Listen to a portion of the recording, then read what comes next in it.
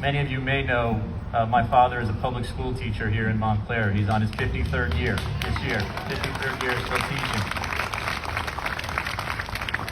I have a 13-year-old and a 10-year-old, and I usually drop my 10-year-old daughter off to school each morning. And when I dropped her off at Northeast School the day after the horrific shooting in Texas, there were two uniformed police officers from the Montclair Police Department standing in front of her school. And she was nervous, and she was upset. The officers were doing their job. We needed those officers there. And she looked at me and she said, "Dad," and I thought the question that was about to come was going to be about her experience. But she said, "Dad, is Grandpa going to be okay?" And I wanted with all of my heart to assure her that both she and Grandpa would be safe in a place that they should be safe in. And I did my best to do it.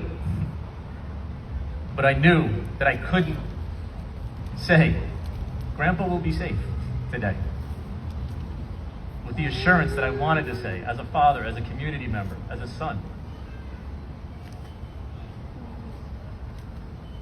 So I had written this speech, which I'm actually going to tuck away. Because it's not a time to talk about just legislation. We need that legislation. We need to do more. We don't need military-style weapons, period.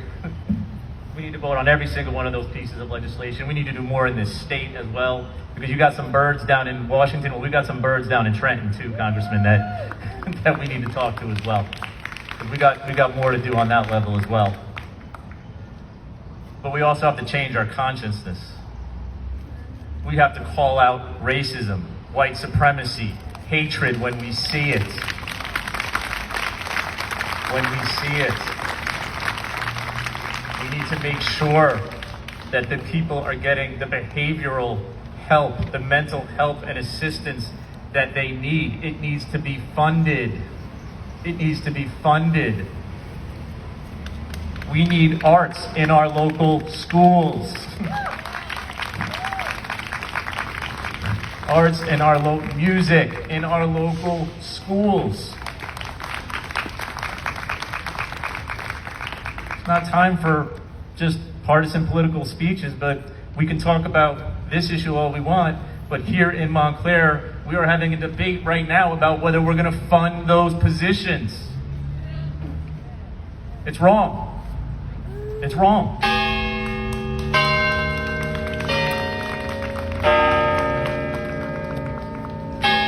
So, to each and every one of you,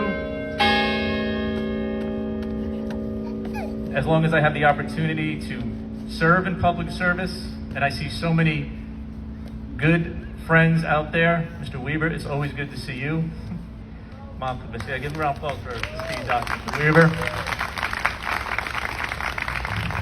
I know you're going to hear from him later, but Montclair's own Larry Ham in the back. Again, to our members of council who are here, each and every day that I have the opportunity to serve you, know that we will make a difference on this issue. We will get there.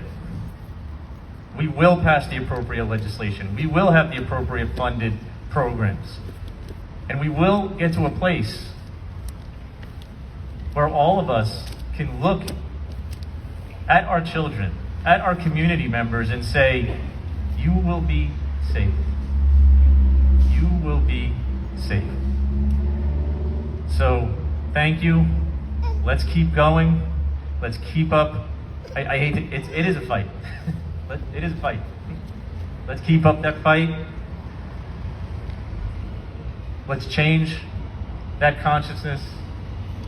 And let's continue to make not only Montclair and this state, but this nation, the community that we know it can and should be. God bless each and every one of you, and thank you for having me.